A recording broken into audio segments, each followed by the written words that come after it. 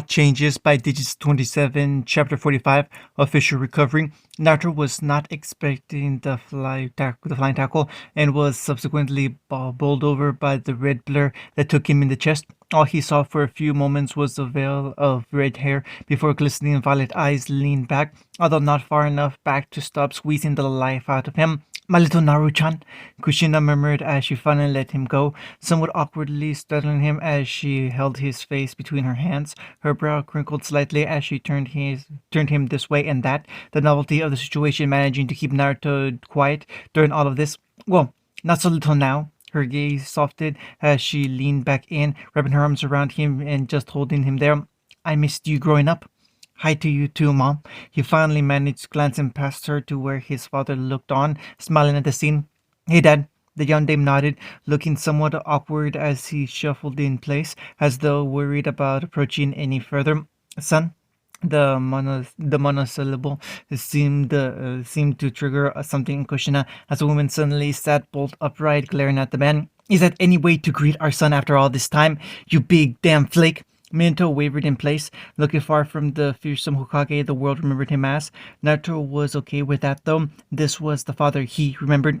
Well, I don't know how he feels about me after what I did. He gave a weak, sheepish smile. I don't want to get punched or some. The breath was taken out of him as his wife suddenly launched backwards, burying her fist into his stomach and doubling him over.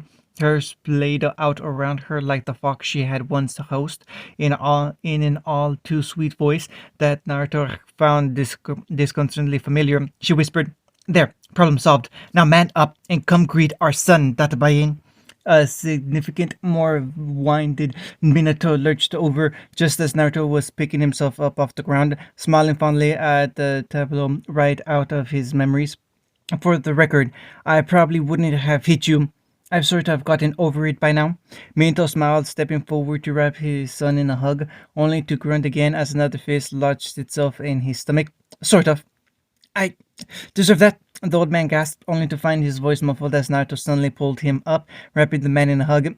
I missed you, Dad.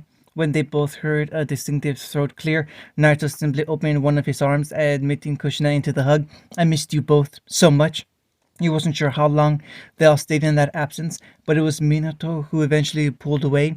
I have to ask, son, how did you know about, well, us? Naruto put on a bit of a tired smile at that. He hadn't forgotten why he was here, but he couldn't help but feel a small swell of pride. I didn't drop my studies after you guys were, seals have been my life for the last 12 years, and I've had a lot of time to examine this one. He motioned to his stomach. So it was only a matter of time before I figured out what you had done. Minato's brow creased. But to mess with your own jerky seal, even for this, seems a bit dangerous. The redhead preempted. Probably. But trust me, I know my own seal inside out. I've even made a few modifications to prevent too much of the fox's chakra leaking into my system. Still not completely sure why you did that, by the way.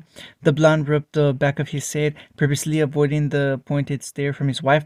I was hoping you would use that power to become stronger. Clearly you, didn't need it. Naruto shrugged.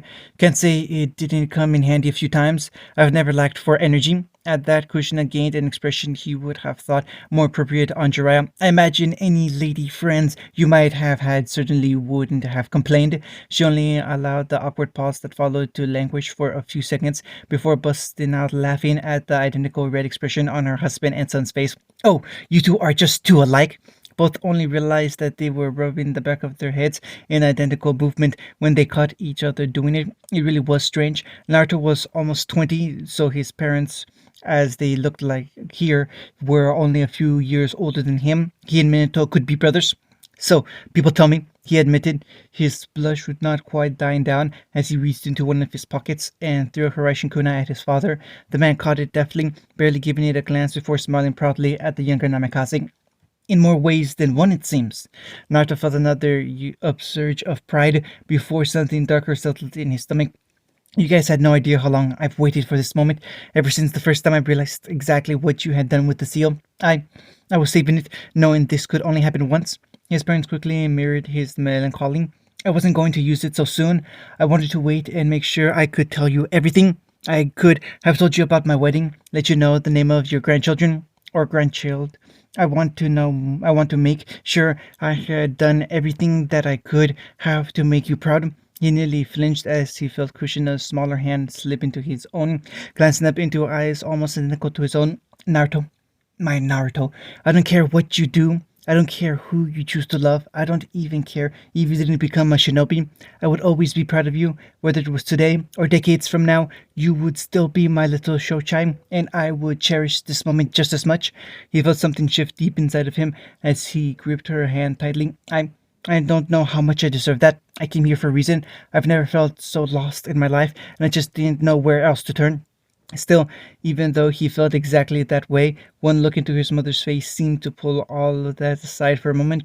It was an expression that had lost nothing from nostalgia. It was just the way he remembered, so full of warmth and unconditional love. She gently pulled him to the floor. She hadn't noticed, but at that point, their surroundings had shifted from the dark room in front of the cubi's cage to a strange glittering void of floating lights.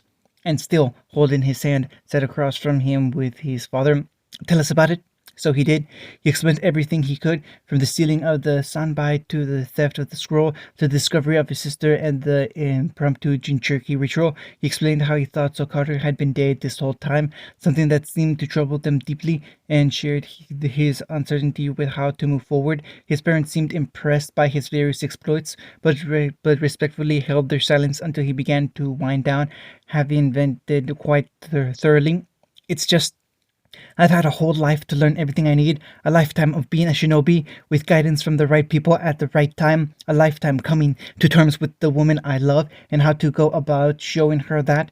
I've even been into having a team, learning how to deal with subordinates from Ambu and children from memories of my own getting days. Everything came at the proper time. He hung his head slightly, but I don't know how to be a brother. I feel like that opportunity was stolen from me and from her. He paused, taking in the thoughtful looks of his parents, at least until his father smiled suddenly and without warning. Naruto, life just isn't like that. Before the redhead could argue, he carried on in that soft, attention-grabbing tone that had always seen him as the center of any room he was in. I remember when Kushina first told me I was going to be a father. We were both still so young. I was thinking about my career, about where I stood in the world. The war was just winding down, and Hiruzen had begun to take personal interest in me. Jiraiya Sensei was hardly subtle with his hinting that I was being groomed for the hat. The blonde leaned back on his hands, staring up at the featureless sky with a strange expression. Then you come along, a little bundle of chaos that seemed of purpose built to throw my life as off-kilt as possible. He glanced down, still smiling. Don't get me wrong, I was thrilled. I had never really had anything like a family before. You know, your grandparents passed when I was very young, but that didn't change the fact I felt wholly unprepared for anything like, well, you. He sighed. What you've told us about Tsukaru, I thought she had died too, but don't let the unexpected situation distract you from the fact that, yes, while an opportunity was taken from you, that doesn't mean the one you have been presented is any less significant. You have your sister back, our daughter is still alive, and while the circumstances aren't ideal, Krishna nodded emphatically. If I wasn't just a chakra imprint, I'd be out there strangling that old one-eyed bastard myself. Minato allowed himself a bemused smile before continuing. You can't treat this as anything less than it is, an opportunity to reclaim something you thought you would never have.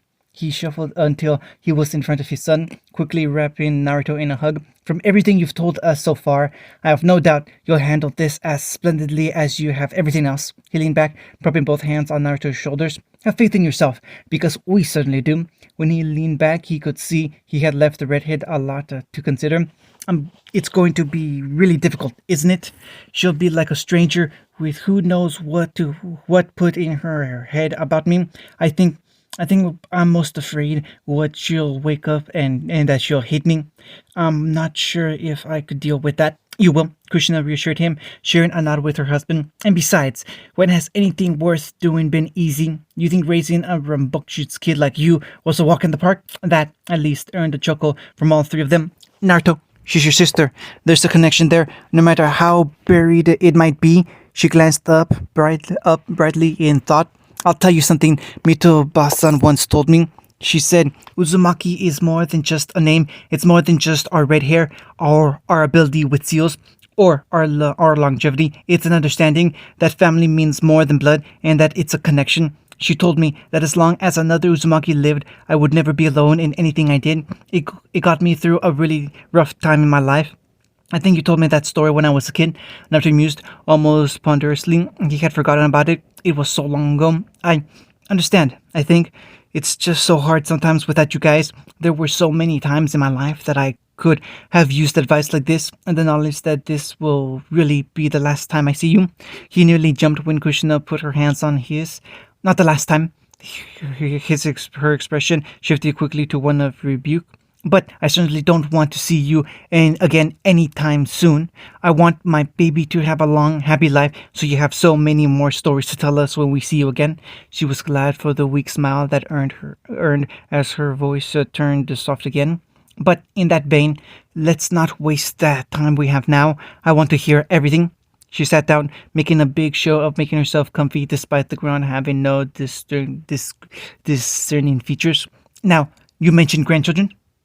Time didn't seem to work properly in whatsoever pseudo space they inhabited. His senses told him he had been here for barely a few minutes, and yet they had spent hours now just talking. It still wasn't nearly enough. He had made it through what he considered the most important moments in his life.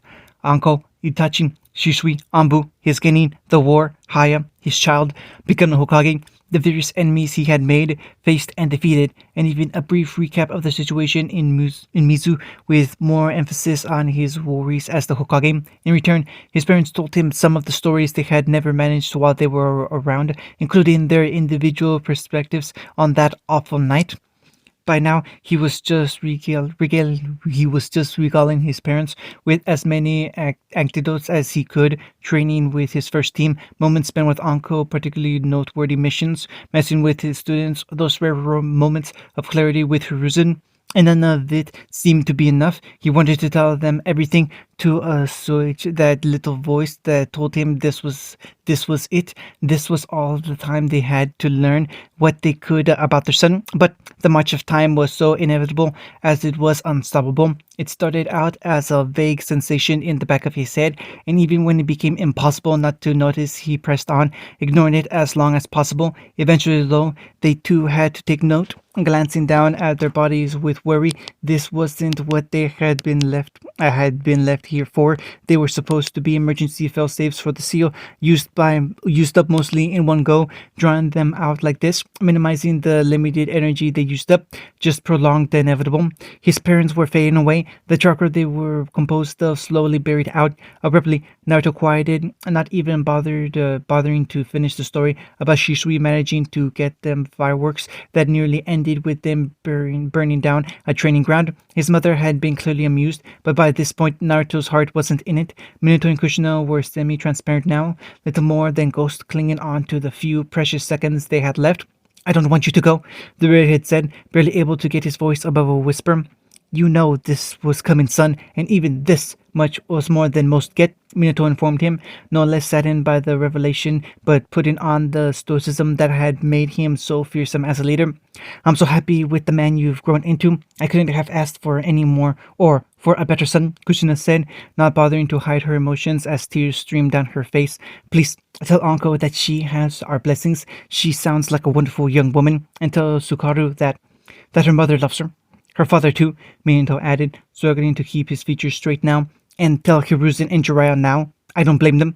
And you better don't dote on your child. Doubt doubly for us. Kushina warbled, trying for a smile, but failing somewhere in the attempt. More importantly, Minato started, looking worrying down at his hand as it gently faded away. Remember that, Kushina joined in. We love you, they said together. Naruto leaned forward to put them into the last hug he might ever have with his parents, only to stumble forward with nothing there to catch him. He looked up, but they were gone. When he opened his eyes, he was back in the hospital room. Although it was more appropriate to say he had never left, it had felt like hours, and the appearance had screwed up his internal clock. But a quick glance at a nearby window told him only a few minutes had passed. It was so surreal, like a twisted genjutsu, but the tears he could feel on his cheeks were all too real. He took a moment to recompose himself, slumping bonelessly into a nearby chair to stare up at the ceiling. His eyes raked over the speckles paint for a few seconds before he breathed out a single long exhale. The constricting vice that had been tightening around his heart since finding his sister was still there, but it had relaxed tremendously. His parents' words had gone a long way in comforting his more personal anxieties. When he finally stood again, his features were neutral and his head clear for the first time all day. Resolute on the path forward, he crossed to the bed, lighting his hands up in warm green chakra. He was no Mednin, but he knew enough about battlefield first aid to wake someone up from an induced sleep. Tsunade would rant at him endlessly for this, and he was subverting a few protocols by doing this alone. But it was his sister. He needed to do this now, while it was just the two of them. It took a few moments for her to awake, a few more to do so visibly. She didn't start or look around confusingly. She simply sat up and surveyed the room with a clinical detachment before staring at him emotionlessly, face carefully arranged. Having her stare at him so blankly was off-putting, and he lost track of what he had planned to say. Instead, settling on, "Do you know where you are?" It was disturbing how she made no indication of hearing him, but answered all the same. "The Konoha Hospital, private ward." She glanced at the window where the early morning sun made streaks of light through the blinders. "Room 4E." Her voice was toneless, lacking in inflection. The precious tone. It was unsettling, as if she had no understanding of the gravities of her situation and was used to giving nothing but clean, factual reports for her entire life.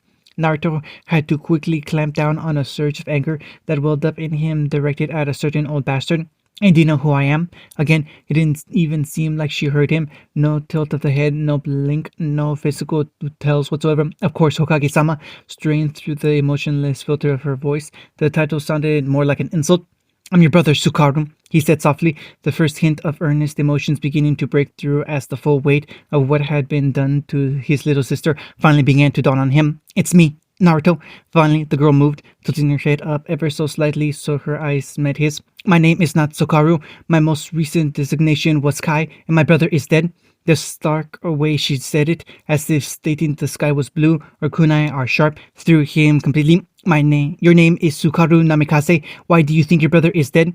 He had been expecting no answer, so he was not prepared when she noted, "Because I killed him." From what we were able to gather, it seems she and agents like her are committed to quite a monstrous course of training, Inochi said solemnly, staring at the passive blonde through the one-way mirror that divided the Spartan interrogation room. "I would hesitate to put elite Ambu through the kinds of things I saw being done to kids in their memories." The specific instance she was referring to, though, the Yamanaka patriarch grimaced. "It seems to have been somewhat of a graduation ceremony akin to the old Bloody Mist, although taken to a grisly extreme." Naruto didn't look at him. He just stared resolutely through the mirror. He hated seeing his sister like this, kept like a criminal, but it stood to reason that until they found out exactly what had been done to her, this was the safest path forward. "Don't hesitate for my sake," Inochi nodded. "They seem to be partnered with another operative at a young age, encouraged to be as close as possible, operating in two-man cells for the duration of the training. A failure by one is seen as a failure for both, and while the punishment are not light, under different circumstances, I would consider it an effective, if not barbaric, method of promoting executive teamwork." Shimura-san apparently thought otherwise. At the end of the training, they're pitted against one another in a fight to the death. From what I could surmise, it is all in an effort to force a traumatic break on the surviving operative, making them more malleable to certain conditions.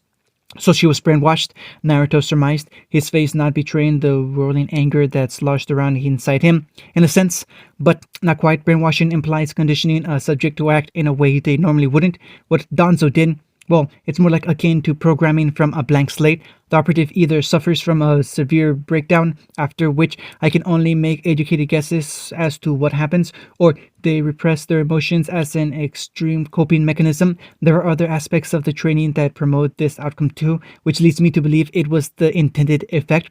Naruto's lips twisted slightly. "Hiruzen told me the main point of contention between him and Danzo was emotion in a shinobi. Hiruzen believed it empowered people, allowed them to go beyond what they were normally capable. Danzo believed it inhibited them, constrained them from their true potential as a weapon. Apparently, he decided the theoretical debate wasn't enough. If I can be candid, Inochi approached hesitantly, earning a stiff nod. I've never seen anything quite like this, or if I can fix it. Naruto rounded on him quite suddenly, forcing him to back up against the wall. My sister isn't something to be fixed. He didn't raise his voice. He didn't have to. And I understand that, but the words nearly caught in his throat from the look that Hokage gave him. This isn't simply a cause of reversing psychological damage. This is all she knows. Even if we treated the trauma that caused her to repress her emotions, there is still the fact that all she has known her entire life is a brutal regime of training, total subservience to a psychopathic tyrant, and a complete disregard for typical human morality. A great deal of the fire drained from Naruto's eyes at the frank summation of the situation, leaving him much more delicate than the Yamanaka had ever seen the vibrant young Hokage. Then we do what we can. For now, I'm releasing her into my custody. I have to argue against that, Hokage-sama. The first few days could be the most crucial in understanding how to. He trailed off at the glare sent his way. I will be bringing her back. I'll bring her back here every day so that you can do what you can in helping her. But she is coming home with me where she belongs. Inochi hesitated a moment before nodding. Very well. In which case, I need to tell you that it is very important to maintain a comfortable, non-hostile environment around her at all times. Too much stimulus could evoke reactions that I'm currently not prepared to diagnose.